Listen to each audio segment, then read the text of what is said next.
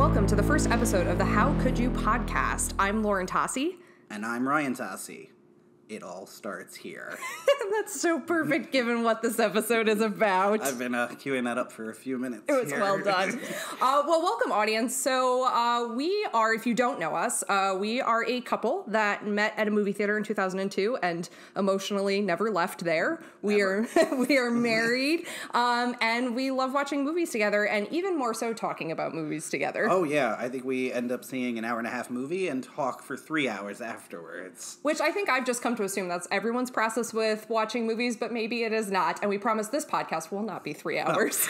Now everybody's just got to hear us talking about it.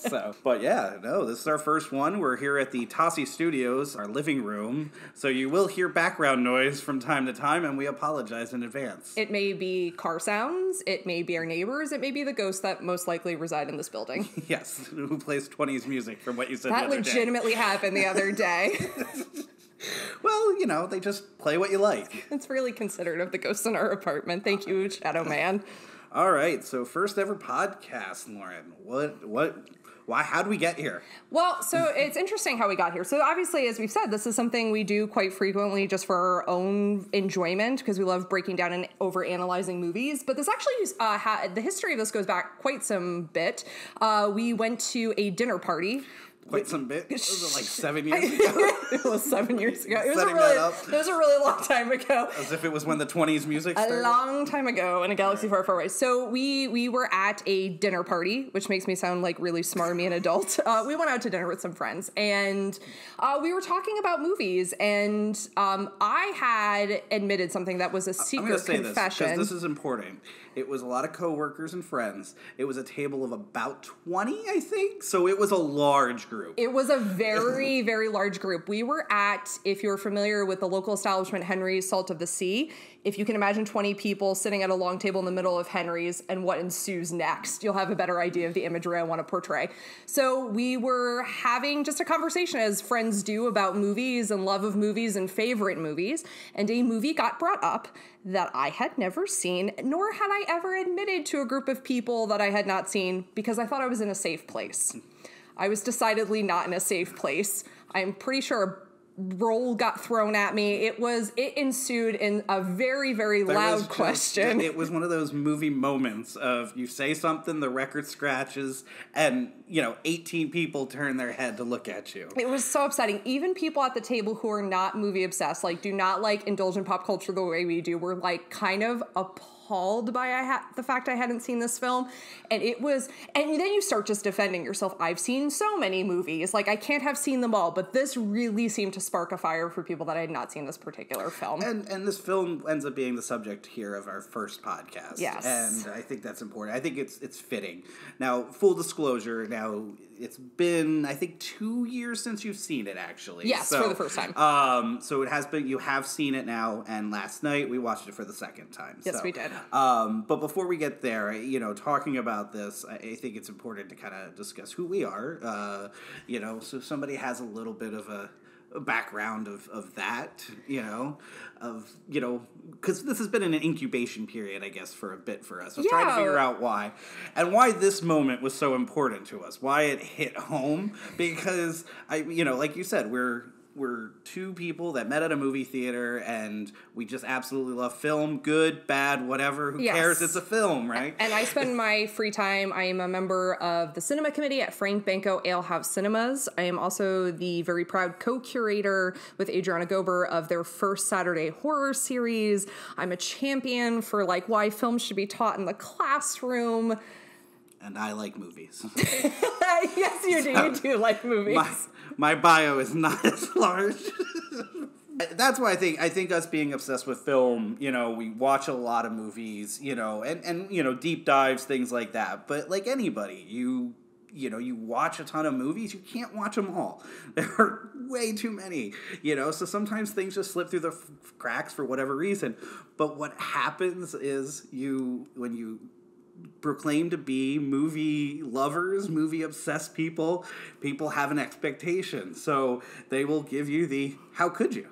right? Yes. That's where we're at. How could you? How could you not have seen that?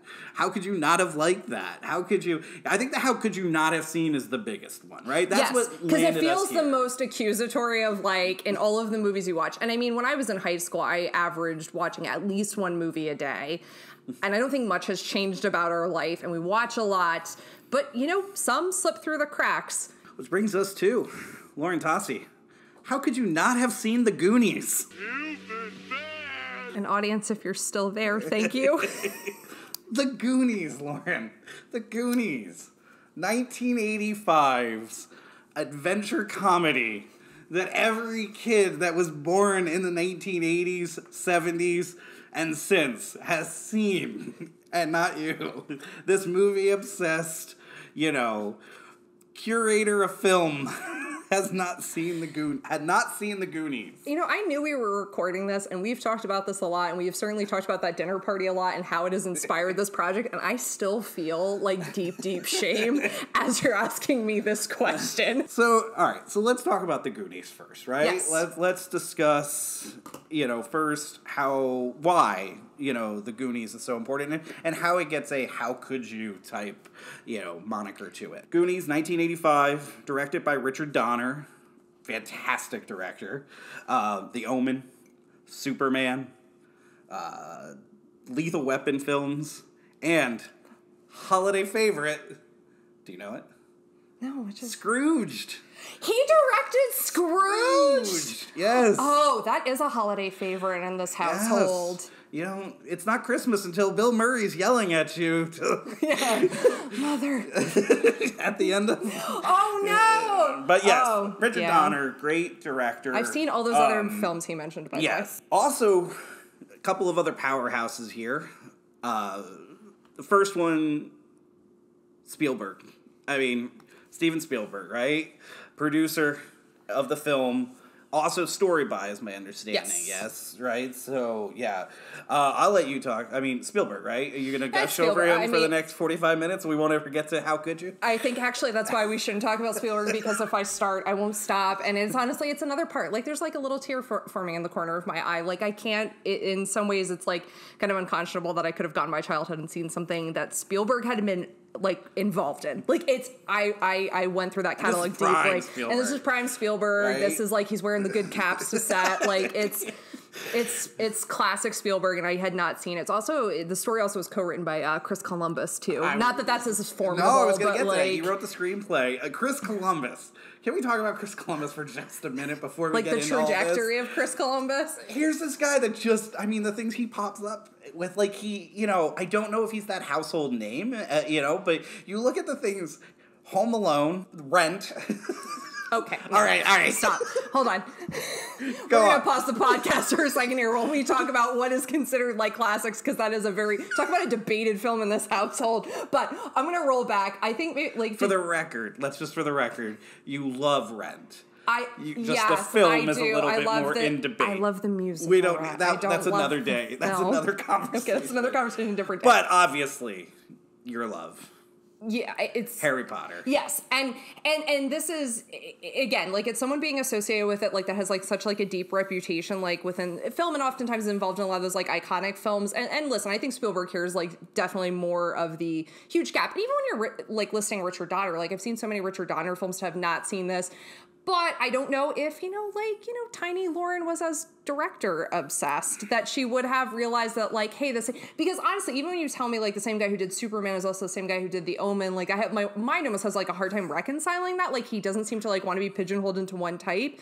But you're right. Not having seen something Spielberg was involved in was probably more the damning case here. But I do want to go back here, though, to Columbus just for a second. Fine. Just for a second. Fine. Because... I swear if this is about Rent. It's not about Rent.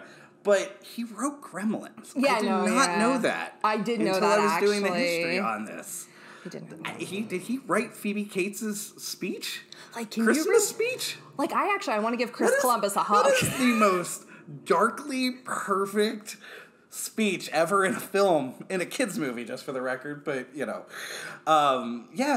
Even directing, though, like, the Home Alone, Harry Potter, Sorcerer's Stone, and Chamber of Secrets. Mm-hmm. So, I mean, he started it off, and he got that great casting. So, I mean, he's got the chops, right? Like, Mrs. Doubtfire, and Adventures in Babysitting, like, all right, like, I'm not sitting there saying, like, he's not Spielberg here, I get that, but, like, he does have some. I also did laugh, though, he had Pixels. Our nephew Phoenix loves Pixels, you know what, and I appreciate it, and I was very excited when I saw that he had directed Pixels. So I was like, you know what, he might be right, I might have to go back and watch Pixels. Fair. So, all right, so obviously we have already established the film's got good bones, no pun intended, with the subject matter of the film. It certainly has, like, all the pieces in place. And we will get to why it potentially is a gap in my film knowledge. But I'll ask you, like, so you obviously saw the Goonies when you were young. What's your story with the Goonies? Like, what's your history with it? Well, I think you're right. I mean, what's important to know about the Goonies is why it's so... I mean, it was a kid adventure film, you know, that we, you know, those of us that saw it as a youth, grew up on. Ouch. But, I mean, you grew up, like, you wanted to be these characters, so it just resonated. And I think, which we'll probably discuss later, is it plays to, it doesn't talk down to kids. I mean, it is a kid film, you know, obviously, because, you know, it's what you want to have as that adventure kid, this excitement, this, you know, but it also, it doesn't, I mean, there's a lot of adult themes in it, there's a lot of adult humor to it, but not in just a gross out way at all. Like, it was just, it played to the audience that it was talking to and talked to them like they were equals, and I appreciate that. And I think that's why it resonated with kids, and it meant so much, which now we've grown up to be adults, you know, and then those adults show it to their kids, and that's why for me, it's one of those films I can remember the first time ever seeing. That's cool. Yeah. And I count it as the first film I ever remember seeing at the drive-in. Well, my Uncle Greg took myself, a bunch of my cousins, my two sisters. I can't remember everybody that was there, but I remember very vividly. I can't even tell you which drive-in it was, but I remember being at the drive-in. I so vividly remember that end scene with the ship on the water at the drive-in and seeing it. So it has always held a special place in my heart, and it has always stuck. It is just a film that I like. And I will quickly say this. I saw it again last night, which probably for the umpteenth time, you know, I can't even count how many times, as a 40-year-old, you know, grown up, and I loved it just as much, and I'm finding things in it that I just appreciate differently now than I did then, and different parts of the humor. So all of that saying is the discussion of why this movie is so iconic, so great, which brings us back to the original question. Lauren, how could you not have seen the Goonies? I don't feel like I have a simple answer. So one, as you can attest to, my memory can be shaky with things sometimes, but when it comes to movies, like, I know if I've seen things. Like, I have a very good memory for the way in which I latch on film. Not always when, like I think that's awesome you remember the first time you saw it. I can't always remember that, but I know the films I've seen. And it was one of those things, like, when I was growing up, the adventure film that I remember the most, there's probably two in particular, and that is, of course, E.T., which you can't deny me E.T. No, not remotely. And obviously that, like, you know, certainly launched my love of Spielberg and, like, you know, being a devoted Spielberg fan, which I think it did for a lot of people our age, and the Monster Squad. Like, I genuinely remember my brother and I watching the Monster Squad a lot as kids. So for me, and I know that this is going to be controversial, to me, that was my Goonies, was watching the Monster Squad. And so and listen, my brother could probably listen to this episode and go, Lauren, you saw the Goonies.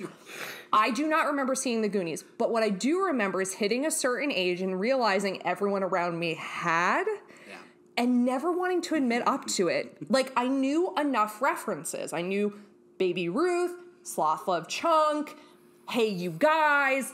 I knew enough to know I had probably missed out on something special, but never enough to go, I have to go and watch that. And I think always the fear was, I'm going to watch this thing. that everyone around me loves, remembers fondly, quotes, gets this like misty-eyed nostalgia about, and I'm going to be the one person in the room going, actually, it's not that great. Like, because I had it, because if I watched it as an adult, would it still hit the same way? And although I think of myself certainly very, very childlike, I didn't know if the film would, one, create that wave of nostalgia, two, that sense of like wonderment and adventure, because to me, I had already seen those films. I'd already attached onto the films that I was going to associate with that wide-eyed adventure that is so beautiful in youth. So I thought, there's no way I can watch this movie and it's going to do that thing for me like E.T. did. And yes, not as well directed, but very, very special place in my heart, but like the Monster Squad did for me when I was a kid. So I thought, there's no way a movie is going to do that.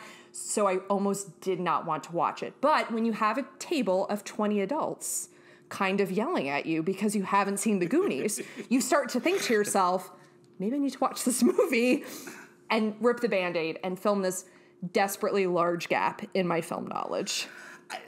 It's fair, all of it. You know what? I get it though, right? Like, there's just sometimes things slip through the cracks. So I think everything you're saying makes complete sense. Other than you missed out on one of the great kid adventure movies. Other than your heart is broken and damaged from having not seen the Goonies as a child. Other than that, you're fine. But I will say, you and I have a uniqueness with the Monster Squad because I agree with you. I don't think the Monster Squad is by far universally known and by far universally loved. Yeah, it's not as beloved as by any means. So I think that is, something to say there, and it is, one could argue it's pretty much a little bit of a, Goonies. It is a listen, rip-off. Again, I cannot say this enough. For the record, though, I do love the Monster Squad. I love the Monster Squad. But you're right. It's not, and I think, Monster and I hope... Squad was 87. 87, so it's definitely... Yes. But I do want to offer this as well, because to hopefully calm any audience members that are super mad at me for having not seen the Goonies until I was a full-grown adult. But although I still would say I'm not a full-grown adult, but I will say this. It 100% delivered, and we rewatched in order to record this, but I remember it even then, loving it, being and as we'll talk about Sherm here, like all of the things that makes this film so special. And it didn't by any means diminish the Monster Squad for me, but I was like, oh, okay, that's the DNA. Like, and I think the difference is like this had a better director, a tighter story, and I think really indulged. Did you just disparage Fred Decker? Yes, I did. No, I love you, Fred Decker, but come on. It's Richard Donner. But I will say, as far as film ripoffs go, the Monster Squad is solid. It's a solid... I am not trying to tear down the Monster Squad. That's not what's happening here. I'm just trying to explain... I know. That... And I will say, it was fun... I remember watching this 2 years ago with you for the first time, after you had, been... totally shamed in this restaurant. We sat down on your birthday a couple of years ago and you finally watched it. And I could see you loved it.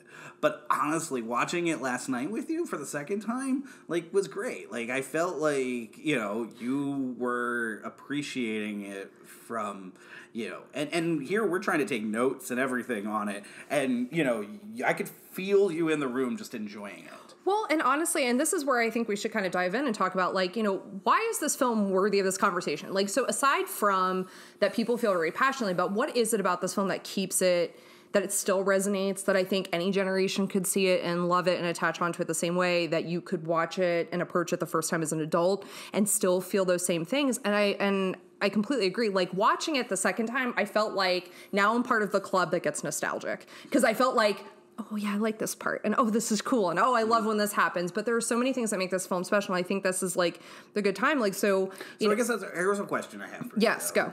You're, right off the bat, we know that you like it. You loved it. Enjoyed it. Loved it.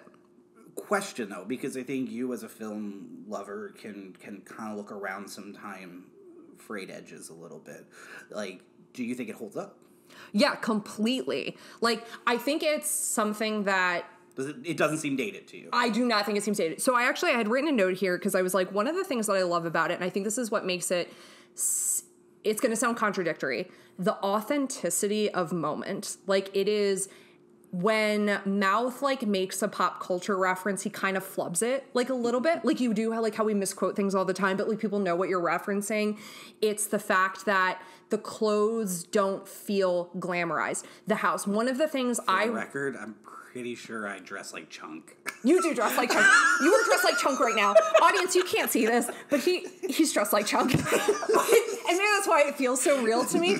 But there are so many decisions made to the authenticity, and I'm sure we're going to talk about like authenticity of like emotions and relationships and all of that, but I think there's like such a commitment to everything. For example, in like Brandon Mikey's house, it feels real. Like the clutter feels real. I don't feel like I can't see the seams of where this was chosen. And I think it rings true and timeless because oftentimes when you watch things like houses don't look in real life like they do in the movies. Like everything's too premeditated. Right. But like this film, when I was when you're walking through that house, I'm like, yeah, just like the piles of books or the fact that like their clothes like have some pop culture references. They don't look terribly like fancy. They're just like obviously like comfortable hanging out with friends in their house. Like everything felt so real and so present. Like I really honestly, I think like my biggest shout out in watching the film last night was to the set design. Like because it's such a commitment to authenticity and for it to look real and for things to feel like grubby and grimy where they need to.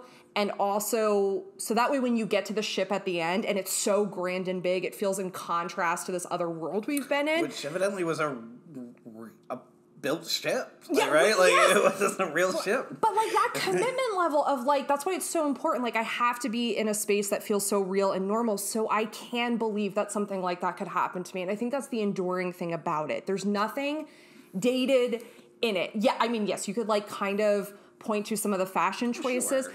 But I don't think top scorer at pole position. Okay,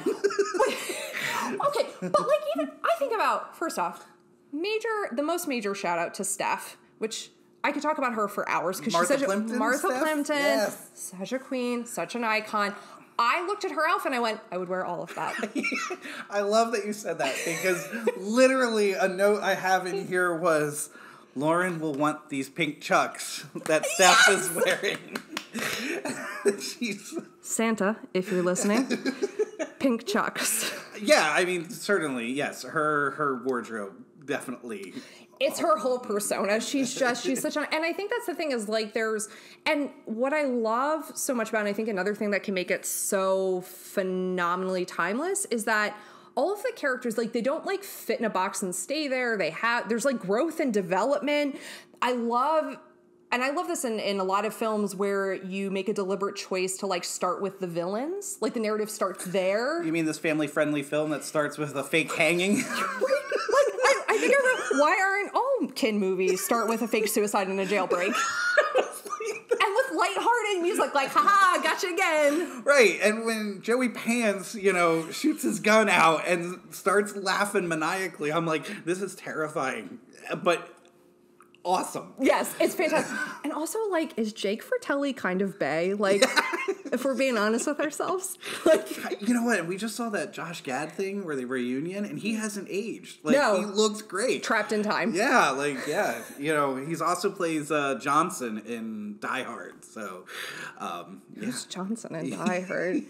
He's one of the agents that's in the helicopter. Oh my gosh. Yeah. I mean, I love Die Hard, but I think it's just more I feel for Jake Fratelli. But anyways, like... Somewhere our friend Sean is heart's breaking that we just loved our Die Hard reference. Really is. It's like, how dare you? It's just, yeah, there's so much... to go back to your original question, like, what makes this kind of timeless is I think all of those things, it's authenticity, it's like a commitment to emotion. And I think like the reason why I love that it starts out in the villain's perspective is that like it doesn't, you said this brilliantly, it doesn't pander to the audience of like, or talk down to the audience of like, let me explain how they're all friends and the boxes they fit in. There's such a, no, we're going to give you these very quick expository vignettes without expository language. It's just going to be physical comedy and you're to understand who that is immediately. And I love that because I know, without knowing much, I know who each of those characters are starting the film, and it's such like a wonderful like foundation because then I don't have to spend time getting to know them. I feel like I know them instantly. And I think what makes that work so well is then it kind of allows me to start like aligning with certain characters. Like, which of the Goonies do you love more? So I'll ask this because you are someone who grew up with this film, and I'd be curious. I don't know if this answer has changed over the time. Do you have a favorite Goonie? I do, actually. And it's funny because, I think usually I would go with the side characters or this or that and everything. But in this film, it's Mikey. Aww. I love Mikey. Mikey is my favorite. He was as a kid. And I was thinking about that last night, too, as I'm watching it. I'm like, I just always loved him because he's heroic, but he's, flawed. He's, all he does is he just loves. He cares about everybody around him.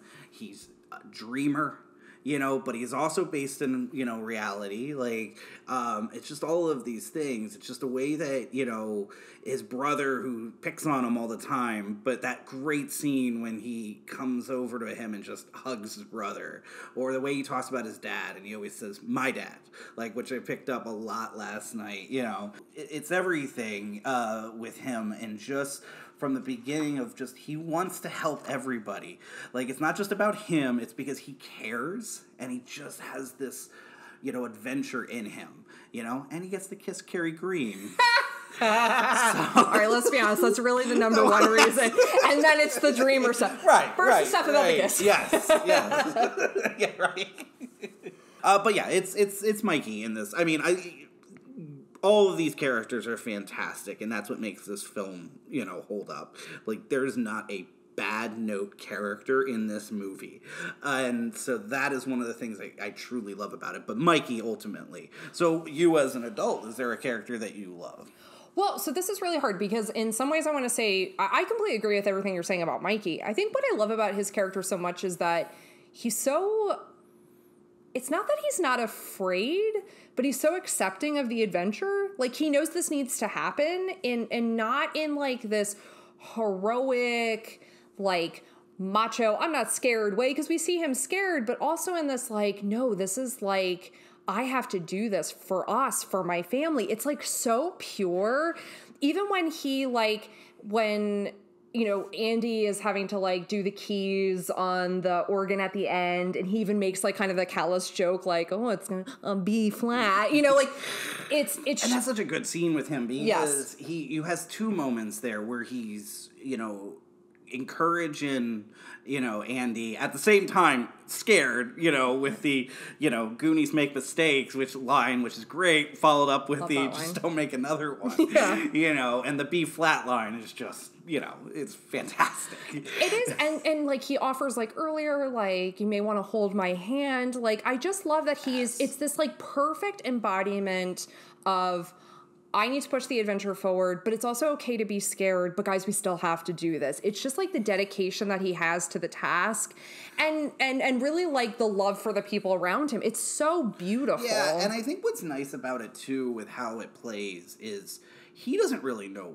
where he's going and what he's doing. He does not really know, is this going to actually save my family, or is just was one last adventure with my friends? Like, it doesn't really matter, I think, in the beginning to him, of just going, no, he just wants to have this moment with them because of how much everything means and how much everything's going to change, so he wants there to be an adventure. He wants there to be a treasure at the end of this, but I don't think that's necessarily all that motivates him. I think it's just, it doesn't really matter to him at the start of it. Eventually, I think once he realizes, he knows he needs to, that's the way to save his family, but even at that, like, he's so judicious in that it's not greedy. Like, he knows, like, no, that's one-eyed Willie's, and not because he knows there's a trap, but because he knows it's the right thing. Like, no, that has to stay with him. Mikey's relationship with Willie, to me, is so great, and it makes you wonder, right? Is there a little bit of a mystical end to this film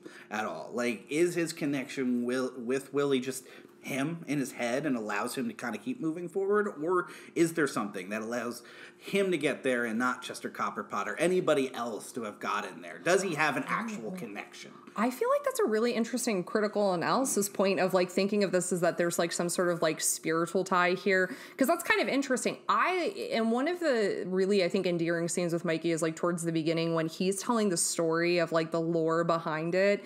And like, I love what the camera does there. And this is like such a smart choice on Richard Donner's part of like, the kids aren't really paying attention. Like I would say like probably Data is paying the most attention in that moment, but like, and he's just telling it in a way a kid does. And then, and the camera really knows to like slow down once it becomes the important details. Otherwise it's just, but you can tell like Mikey's almost like he's so singularly focused. Like he knows this story cold.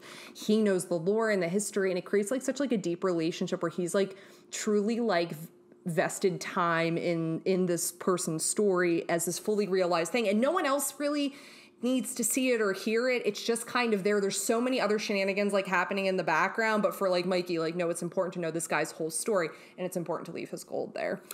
Yeah, I think it's that speech and everything. Yeah, it just shows the character of Mikey and why, you know, it's a good versus evil film, and yeah, for sure. Mikey's just everything. He's got the best speeches in the film. He does. You know, the well scene. I would say, so do you have a favorite Mikey speech?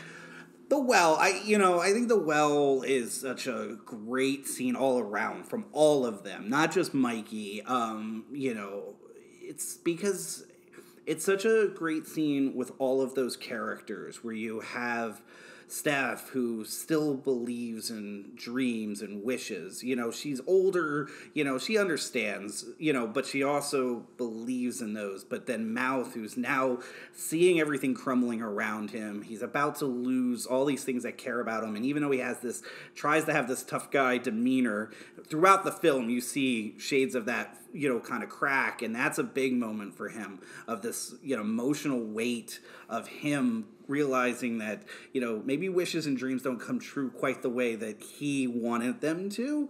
And that's such a great part of that scene. And then to have it all end with Mikey's speech, of that pivotal moment of the film of going, do we go up or do we go forward? You know, that's the moment that changes all of them, that bonds them and puts them together no matter what, that this is going to be this, you know, the crux of them as a group and, you know, their future. Whether it's this brief moment in time or whether it actually gets to, you know, essentially the pot of gold. Yeah. Don't you guys see? Don't you realize? He was a pro. He never made it this far. Look how far we've come. We've got a chance. I want to deal... Sean Astin, what most iconic film? Goonies, Lord of the Rings, or Rudy? What is the most iconic role? Stranger Things. Bob. No, Stranger Things. Can we talk about that?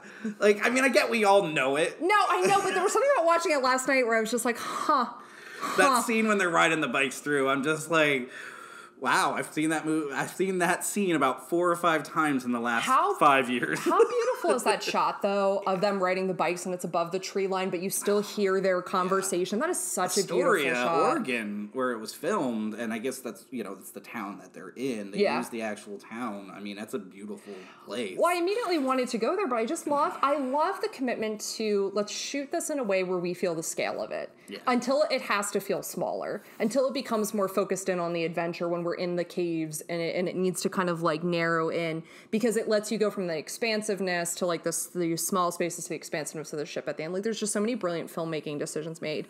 And I totally agree with your pick of Mikey. However, Mikey's not my favorite Goonie. My favorite Goonie is Data.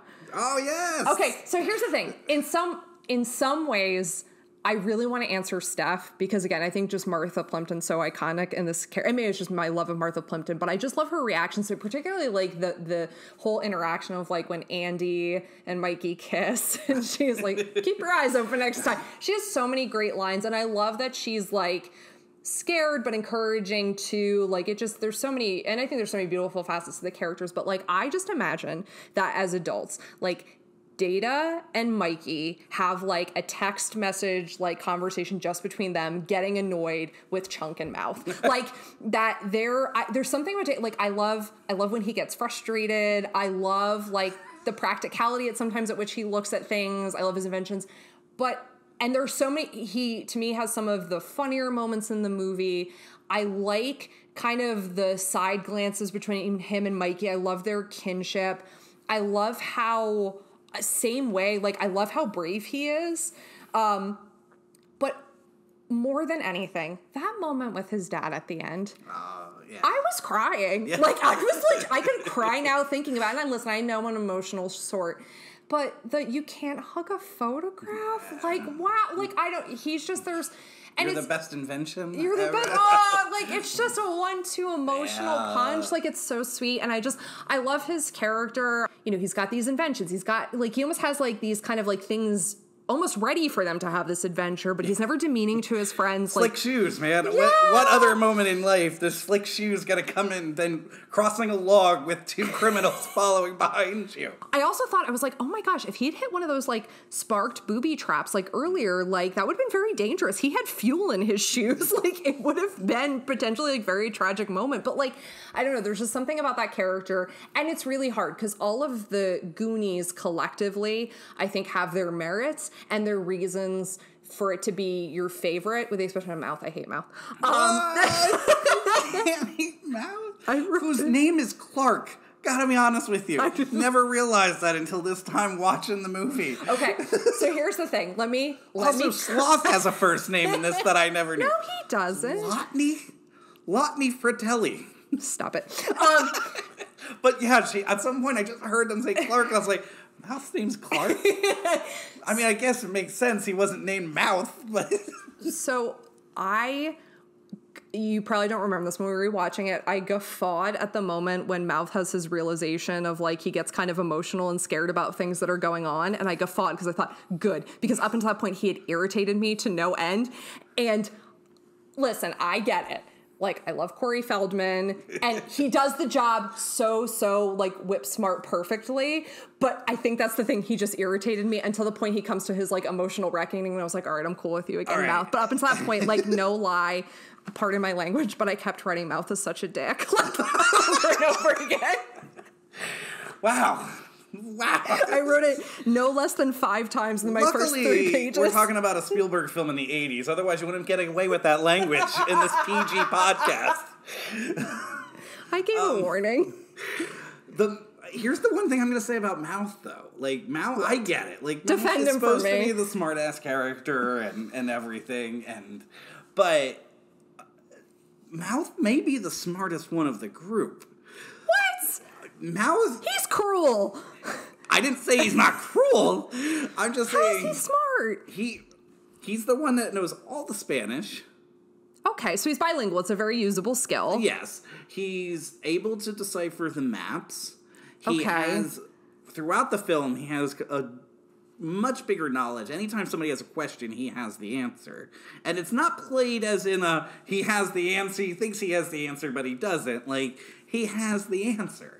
All right, it may not be the smartest, but I think Mouth doesn't play the completely jerky character that I think a lot of time that trope of that character will come. Can I tell you where, and all right, you are correct. I think once they go into the caves, there's a very different version of Mouth. I think it's up until that point. And you're right, he's a very good utility player. When they find Chester Copperpot, you get a lot more emotional weight, too, with him. Completely. I mean, it's a little played for laughs, I get it, but it also allows, that character to have a little more... Well, and I do think, and this is another credit to the film, and you had mentioned this earlier, the idea of not trying to talk down to kids. I think one of the things it does so beautifully is it allows people to have a lot of emotional resonance. That is clearly throughout the film. You see them kind of go through their peaks and valleys of being scared and then being not, and finding bravery and finding purpose and wondering what is this all for? With the exception of, I don't know, I don't feel like Andy has those same realizations. I think she remains pretty scared. Carrie Green, she doesn't need to have any other. Okay, my apologies to anyone listening who's obsessed with Carrie Green, but all right, as a kid, Carrie Green, I had a crush on. Okay, wait, really? I had no idea. Lucas and Summer Rental. She had no other films, just for the record. Oh my gosh, that's right. She is in Lucas. Yeah, I have to admit, Andy's kind of terrible. She's kind of terrible. Okay, good. So we got there. That's all I was asking for. I'm not really sure. She's wearing Troy's coat or jacket or whatever, sweater, excuse me. It's a sweater. Throughout the entire film, but she's totally, trying to be with Bran the entire time. And don't blame her. Mind you, where they're at. I get it, teenage hormones and whatnot, but, throughout the film, all these two want to do is make out in the most awkward places known to man. Like, it truly is. But then, like, what I love is because there's one time, like, and I forgot to mark it down, where like she tries to, and he like kind of yells at her, like, more important things going on, like, and I kind of, when she's wishing she's back with Troy. Oh, that whole speech is probably, I would say that is probably one of her better moments, because it's so hilarious and awful that this is like the pattern that she's going through. And I think it also like highlights like Steph's relationship, which, and I mean, like, here is another like part of this. Like, this is so the dynamic of Barb from Stranger Things. Like, this is really where it's, you know, somewhat pulled from. We're like honoring kind of these relationships. But yeah, Andy's like a character I don't like 100% get behind. It's not like I find her odious. It's just, I think she probably doesn't get to have those same like moments, because she stays very in the high, I'm scared emotional peak. But I think you need that in the group. You need the person who is scared to show why it's so important that the other characters are pushing past that fear and understanding that this is like the better thing. Yeah. But she does come through with the piano. She does come through with the piano. Very good. So she does have like her, like, definitely like her purposes. And I think that's the other thing that's why this is written so well, is they all get to have that. I need to talk about one thing in this film. What? Troy. Oh God. Yeah. Troy is... Troy legit tries to murder Bran. Like, I'm not sure if it's supposed to be played for a laugh. I'm pretty sure it is. Now, also going back a step from that, why Brandon steals the kid's bike, I'm not quite sure, too. All of these times I've ever seen it, there is no way that he thinks that kid's bike that he has with the training wheels gets him anywhere faster than he had run. He was a fit dude. And this may just be for the purposes of, like, the imagery of him on the bike. Absolutely. Is so great. Absolutely. And then also it sets up what happens with Troy. No, Troy, I literally thought to myself, I was like, man, like, it really used to be a facet of, like, teenage characters in 80s movies that they would, like, stone cold try and murder someone, and that was just like, ha ha ha ha, like, this is just how we horse around these days. Like, I tried to murder him, now I'm gonna go with my 3 friends and just hang out at this well. Which is just another, I mean, this is... Why are those 3 just hanging out at the well? I think, honestly, like, I think he's a sociopath serial killer in the making, and I think we have, like, all the evidence to show that this is, like, the trajectory of his life, and I would imagine, like, he puts that sweater, you know, with his name on it on his victims later on in life. Like, I really do think that's, like, the trajectory of Troy. But Troy aside, back to the Goonies, which were, like, much better characters and, like, much more redeeming and lovable. What the Fratellis, what are they... I feel so bad for Jake Fratelli. Like, I really do. I feel like his mom is so abusive and mean and, like not supportive to him at all. Like, I really feel for him. Like, I think Francis is obviously the favy. Joey Pants is the favy. And Mama Fratelli is like, listen, all right, now granted, comparatively speaking, the fact that she chains, like, Sloth up to a wall, like, of course, but she emotionally shackles Jake in a way that I find very disturbing. I do love, the 2 scenes I love the most with Jake are when Chunk comes up and is explaining about that he had been kidnapped in the car and doesn't realize, and he just turns that light on. It still gives me chills as a kid, and he just starts singing in Italian. Like, I'm like, oh, that's such a good scene. And then I absolutely love when Chunk is talking about the puke story. Oh, yeah. Ready to get his hand put into the blender that Mama Fratelli says to put on puree, which I just love this little extra line in there. And he just starts laughing and loving Chunk. Like, it is just a great moment. Well, it's even great to watch because I think, like, Jake is definitely, I think, funnier in that moment because, like, and I think that's what makes him kind of lovable is, like, he almost, I don't know, like, he seems to kind of, like, you're exactly right, like, kind of want to love Chunk, but I loved watching Francis's reaction, too, because you can see he kind of wants to laugh, too. Like, why is this kid telling us all this? Like, and he kind of wants to laugh, too, but doesn't. Like, he's obviously the more restrained character, but, like, what I love about this is, like, I think Mama Fratelli is phenomenally sinister. But I think that is... Anne Ramsey plays that character. Oh, my gosh. Great. She's kind of terrible. If she's the only villain in this, I think this movie has, like, a much darker tone. And I think that's why it's important that you have the sons to kind of be comedic and in those moments, because I think it can kind of, like, help to, like, dampen, like, how sinister and evil she is. Because she's terrifying. Kids suck. Yeah, like, just even saying that, like, kids suck. It's just, like, which is funny, but it's also she's terrifying because, like, you really think, like, I think she really will murder these children. Like, I don't know if Jake and Francis have the stomach for it, but I think she really will. What her end game is in the restaurant. Like, when the kids come in and they're just... She keeps them there, and I'm not quite sure. Do you know what she felt like to me in that moment? When you go through, like, a haunted attraction experience, and there's, like, a character who's yelling at you menacingly, and then they're just really waiting for you to get to the next room. I really thought that after Bran comes and gets them, and they're running out, and she just comes out from the side. She looked totally like a haunted house character. Like, she missed her cue. Like, oh, it's supposed to be, like... I mean, we're talking... It sounds like we're saying something negative. No, we're not, because I think it's the idea of, like...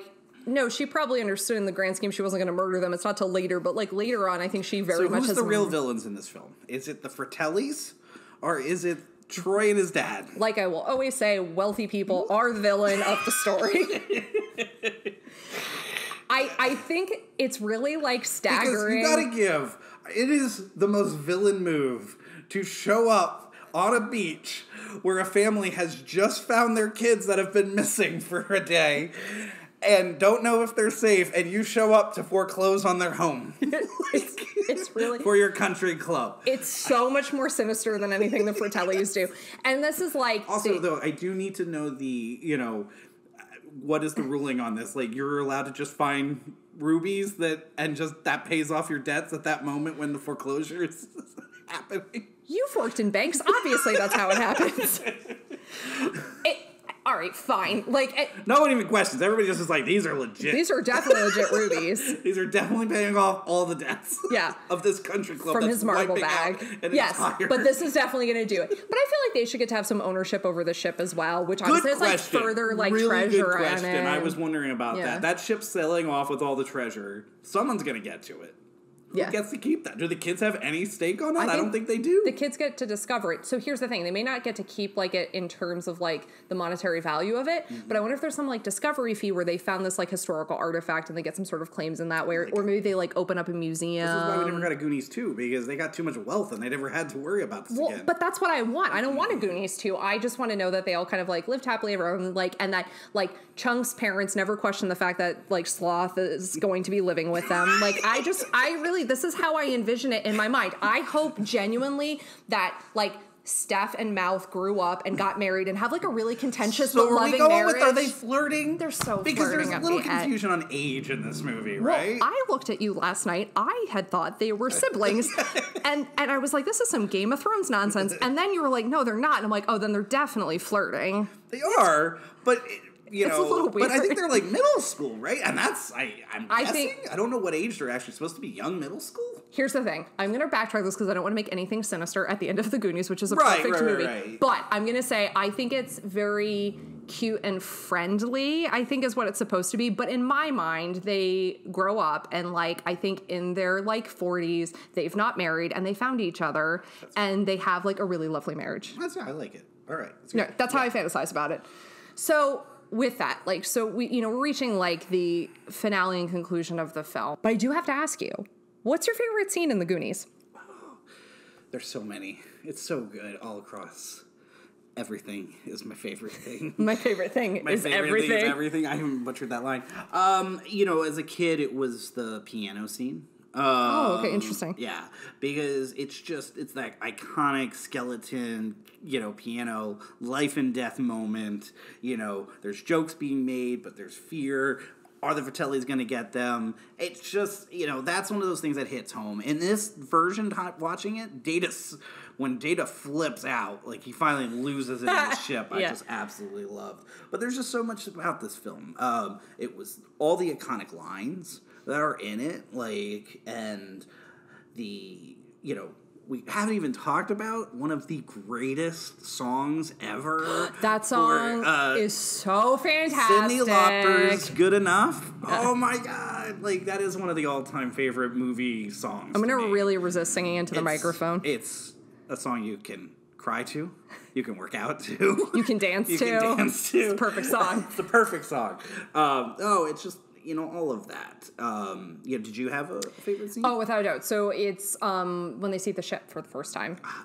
It's just it's how the music swells. It's their reactions. Like even watching it last night. I mean, I know it's gonna happen, but I got goosebumps. I got tears in my eyes. Like I was so excited because that payoff is so great. And what I love about the directorial choices here is they linger in that moment. They don't pull away quickly and cut to them on the ship quickly. And even when they're on the ship and they're amongst the treasure, it really lets them be in that space. Like you have waited for them to be here and we're going to show it to you. We're going to show you them trying on the jewelry and like being kind of amazed by everything. And I really appreciate that. Like, let me have that moment. And I say that because I think a lesser director would have gone through those motions a little more quickly, but you really get to sit in the wonder. And I love that so much. Donner does a great job throughout the film. He really needs so much credit for it because, I mean, and you talking about that with the ship, it's such a great scene because it also comes right after that awesome, that they fall down the slides scene. Yes. Even as an adult, you watch it and go, I want to do that. I want to do it. There's things, other shots with Donner does. Like, I love the three, like, he gets the reactions from all the kids' shots, of something that's happening, and they all have three, that ship. And then you talk about the payoff at the end. I agree with you, because everything that happens on the ship, Mikey's speech with Willie, them taking the jewelry and just loving it, they're all respecting the moment, but they're all trying to take care of it. And then the beach. I gotta give a lot of credit to that beach, because a lot of films, they get saved and it cuts.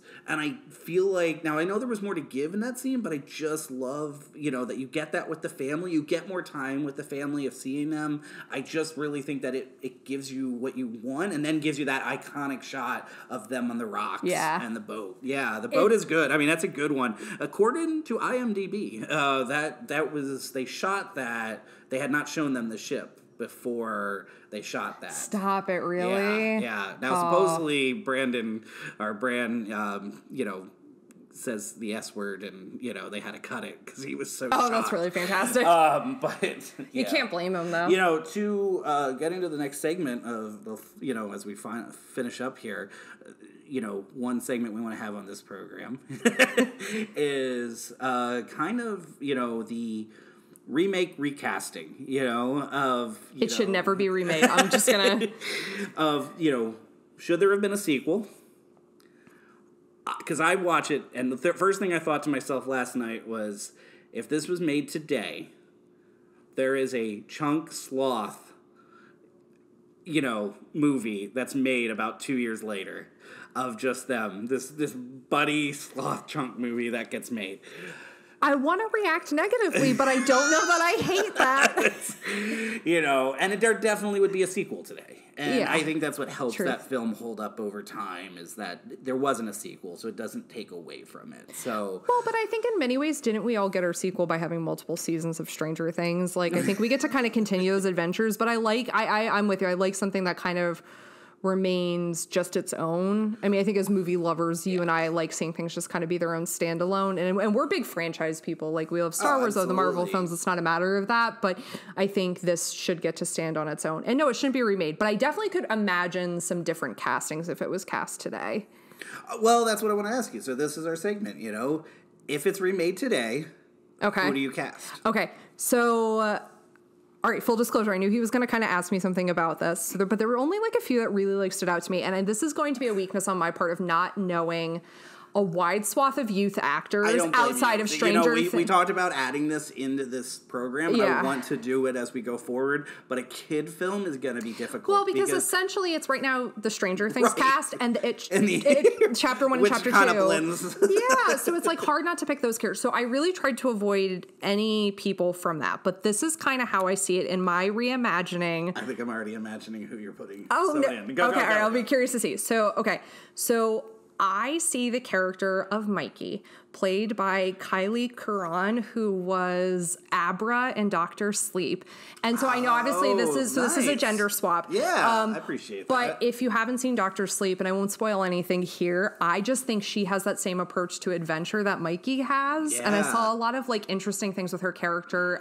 One, I think she's just a phenomenal actress and she does such a great job at the part of Abra, but I definitely could see her in that Mikey role, like all of that like wonderment and sense of adventure and sense of purpose. And then I saw saw for the Big Brother role, and now I do know that like at this point she'd be getting a little older for it, but I would see Brand being played by Zendaya. Yeah.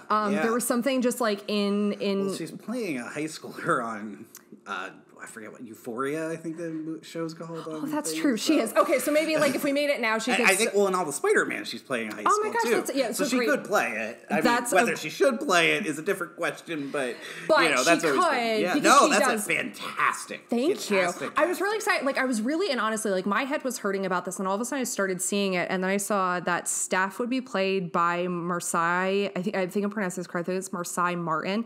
If you are unfamiliar with her, she plays Diane on Blackish. Oh, yeah. And if you know the character of Diane, particularly her relationship with the dad's one friend, which is like my favorite part of the show, I totally see her playing Steph. And then I saw Chunk as Archie Yates, who's the friend of the main boy in Jojo Rabbit. And I'm basing this completely actually off of their Oscars red carpet appearance. Like, I think he would make a phenomenal Chunk because I just think like he has that same kind of like, I think that like kind of like lovable mess up vibe that Chunk has. And then my last one, and then I don't know why I blanked after this, but I 100% feel very solidly about this, that Jake should be played by Bobby Cannavale. Oh, okay. Yeah, I see that. I was going a real different route with that, but yeah, I think you nailed it. Okay, thank you. So I was like very, and because it's really hard. Because mine for the Fratelli, and that's all I came up with, because I agree. Kid actors, you know, I just don't have, because I think that's what makes, you know, a lot of those films great, when you have unknowns, you know, get brought into that. But you did a fantastic job, because I pretty much went, I got nothing. Jacob Tremblay, maybe somewhere in there. Oh, Jacob Tremblay. He's probably a little too young still, I think, for the roles. He's such a good actor, but wouldn't he be like really interesting to see in a character like Mouth, because it'd be so unexpected? Right. The Fratellis, I was thinking like. Oh, who do you have? I had like Jackie Weaver, but more importantly, the Fratelli brothers I had as Bill Hader and Ben Schwartz. Okay, stop it. I hate my casting. I now want that. Oh my gosh, that's so good. I know. They're going to lean more on the comedic one, and end of that. Okay, so is Bill Hader Francis then? And Ben Schwartz is Jake? Yeah. Well, you could swap them out. It's fine. No, I need to imagine him in a particular way. I would put Bill Hader as Jake, and I would put Ben Schwartz as Francis. You don't think Ben Schwartz plays more of the... Okay, I actually do think you are 100% right. He does play more of the Francis role, and I think particularly like from like the recent episodes we watch of like Middleditch and Schwartz, I think you're completely right. He would definitely like occupy that Francis role like really well. I actually get some dream casting right there. We don't watch it a lot, but I know that show Barry, I think, you know... Wait, Jackie Weaver. Yes. It just came to me. Okay, Jackie Weaver, yes. So she, if you don't know who Jackie Weaver is, she was the mom in Silver Linings Playbook. Yes. Yeah. So, but look her up. She would make a phenomenal Mama Fratelli. Yes, thank you. I'm just totally... What's the animal? I can't... yeah, it doesn't matter. Yeah, she has other things she's known for, but that's something I know her from, and she would be phenomenal on that part. Okay, but yeah, so, and is there a favorite line? Oh, yes. Down here, it's our time. Nice. I love that line. Yes. It's so sweet. Definitely. Or I mean, like, second only to perhaps like the interaction with like Data and his father at the end, but I love that, because you're right, and you had mentioned that earlier, it's such a great speech, but that line is just so, it feels like it should be in a pump up montage while I'm like getting to run somewhere. Yes. Not that I want to run anywhere, but all right, Lauren Tocci, so we've talked here, we've gone over the film, what we love about it, great directing, all the great iconic scenes, these things that we've seen throughout the years. How could you not have seen it has been answered. The question now is, should you see the Goonies? Oh gosh, 100% yes. And although I think like probably the previous hour of us talking has like clearly indicated why we both love the movie so much, but I think it really comes down to this. Like, anyone, when you're a kid, anywhere you go, you take your bike out for a ride, you go for a walk, you're out trick-or-treating. Like, there always is, I think, or maybe if you're an imaginative kid or a kid who senses adventure or like wants that sense of adventure, like you're kind of always like wondering about the possibility of things happening. Like, and I mean that in a good way, not in like a sinister way, like maybe if I take this bike ride, maybe something like the Goonies can happen to me. Like, it's just that like sense of how how a child's imagination works and like that pure sense of adventure. And I think that's what makes this film, I mean, it's beautifully shot. It's beautifully directed and acted and written. And there's not a poor moment in the film, like whatsoever. But I think it really firmly comes down to it's the childhood we all imagined. And we had our groups of friends and we had our silly side adventures and our pretends and our imaginings, but like this is all of that realized on film. And I think that's why anyone should see this movie. And I don't think it matters what age you see it at. I think it is as enduring and fills you with all of that like youthful, like hopefulness and sense of wonder and kind of like sense of just like taking a chance that the film intends for you to feel. Well said. And I think you have made an entire table at a restaurant from about 10 years ago happy that you have now seen it and love it. Well, I hope so. So this has been the first episode of our podcast. If you like what you heard, us gushing about movies, which is something we always did, but now we're just kind of committing it to form, please subscribe. And in next episode, we will be filling a gap in Ryan's film knowledge. Yes, he has them. Quite a few, I think. Hope we inspired you to watch The Goonies. And if you haven't seen The Goonies, how could you not have seen The Goonies? Until next time, enjoy the Odyssey.